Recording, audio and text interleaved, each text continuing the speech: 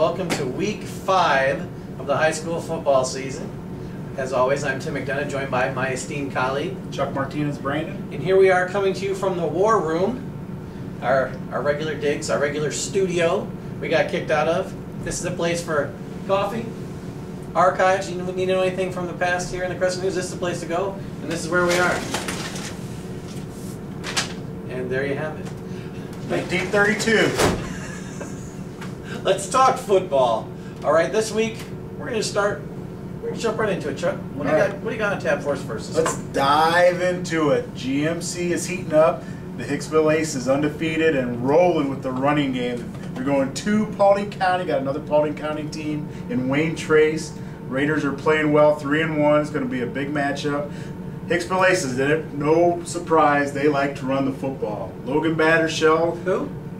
Battershell? I think I've heard of him. Oh yeah, he's all right. Yeah. Almost 800 yards rushing already this season. Wow. But the big key for the Aces, Justin Miller, sophomore quarterback, starting to key in on him some defenses because he had more than 100 yards last week too. So that's really starting to give them a little bit more than one option on the offensive side. Meanwhile, Wayne Trace, to stop them, the Aces are going to have to stop their multiple offenses. Bill Speller really likes to change it up. He's got passing offenses, running offenses. 3 guys in the backfield, 2 wings, spread it out. He does everything. So you really got to stay home and do your assignments when you're on defense against the Raiders. So that's going to be a great game in the GMC this week. The other big game, Napoleon. Pack your pillows and pack your iPods. You got a long trip. You're going down to Akron Wildcats. Take on Akron St. Vincent St. Mary's. Rumor has it LeBron might be in the house this weekend giving some money. I don't know. I guess he's got a little bit of cash.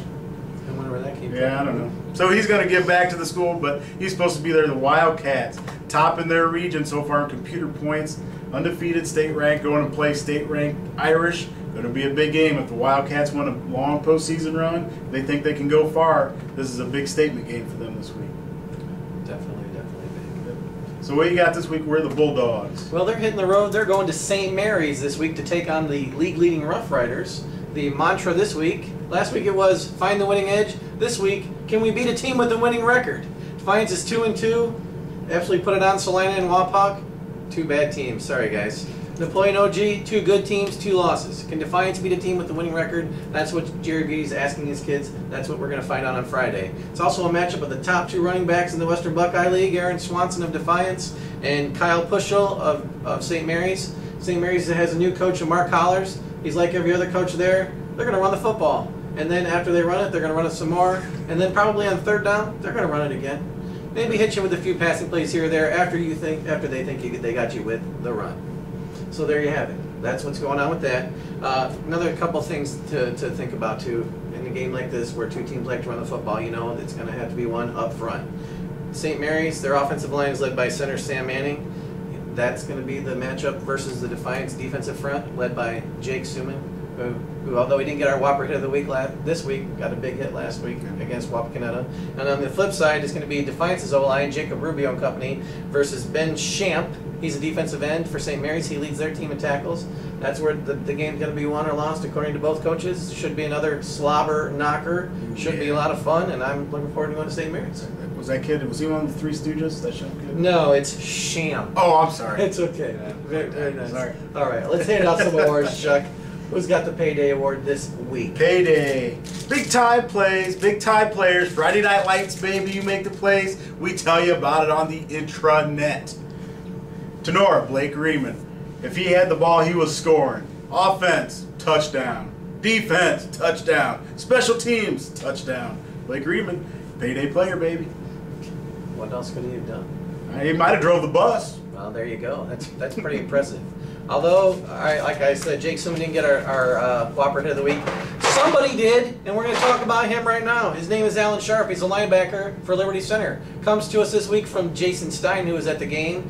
He was telling us about how Alan Sharp on a big 3rd down play looked like Luke George, quarterback for Patrick Henry, is going to be running for some daylight. Not so fast, my friends. Alan Sharp, he said, came out of nowhere, put a lick on him, kept him down on the ground for a little bit. Nice hit, Alan. You're our Whopper recipient hit of the week. Yeah, baby. All right, Chuck, let's finish this thing up. All right. Online Player of the Week. Online Player of the Week. We are big in Hicksville. The Hicksville people spoke, and we hear you. Logan Battershaw, Online Player of the Week. He did something, set a school record in rushing. More than, I think he's got 3,400 career yards. Not too shabby, young man. You are the Online Player of the Week. Is that the same Logan Battershaw we were talking about earlier? I think so. Is that the same kid? I hear he's pretty good. Well, he must be pretty good. Well, that's all. Oh, wait a minute. We almost forgot. We also have some online questions that we're going to ask you. We brought the computer to show you that we actually are getting emails. Chuck, well, let me ask you your question. Okay. What is the strongest conference in the Defiance 6-county area? Strongest conference.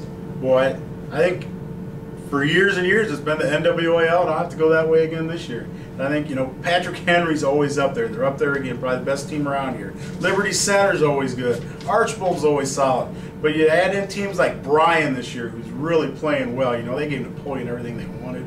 And Coach Coop said, I don't think people realize how good we are. Well, they're one of those teams that, man, I don't know if they'll get in the playoffs, but they've really helped that NWAL, increase its level of play. So I'm going to have to go with the NWAL. All right. Our next question is, how many teams do we think are going to make the playoffs this year from the area? Well, we compiled a list. Here it is. I know you probably couldn't see it, and that was by design. Yep. Okay, let's talk about the teams that we think are definitely going to make the playoffs. Sonora, in. Patrick Henry, in. Otto Glandorf, in. Napoleon, in. Those are the 4 teams we think are going to make the playoffs. They're probably head and shoulders above everybody else right now in our area. League leaders, they're just 4 very good football teams, going to have enough points at the end. Now we have a list of teams that are on the bubble and could be in, could be out. The Aces of Hicksville, they could be in. Yeah. They got to beat either Tenora or Fairview this year if they want to get in. If they beat one of them, probably will get in. And picking up Libby helped them out a lot. The Bulldogs of Edgerton, they're sitting there 4-0 right now, Yeah. sitting second in their region. They still have some big games. They still have to play Hicksville, Tenora, and Fairview. Right. So let's see what happens with that. They're a question mark. Defiance, they're sitting there with 2 losses. They probably have to win out and may not even get in if they do that. And they still have a date. Not only do they go to St. Mary's this week, they still have a date at Kenton, which won't be an easy game. So Coondog season. Yeah, it's going to be tough. Bryan, talked about them. They're in that tough region with Defiance and Napoleon. Could all 3 of them get in? It's not likely. Not with the Watersons and those teams in that region this year. That would be definitely tough. Liberty Center. There's another team. They already lost to PH and Tenora. Can they get enough points if they win out? That's a big question mark. And last but not least, how about the Cadets of Hilltop? They've been in the last 2 years. They could go 9-1 and maybe not make it in because of their strength of schedule. Yeah. Hopefully they bump that up. They're on the bubble, and that's what we have for you there. As far as that goes. So that's what we have for you this week. Remember to look for us at www.crescent-news.com. Send the email questions to cnsports@crescent-news.com. And don't forget that if you need anything at all, go to crescent-news.com. I'd go to crescentnews.com. That's a good place to go. Look for us there next week. Until then,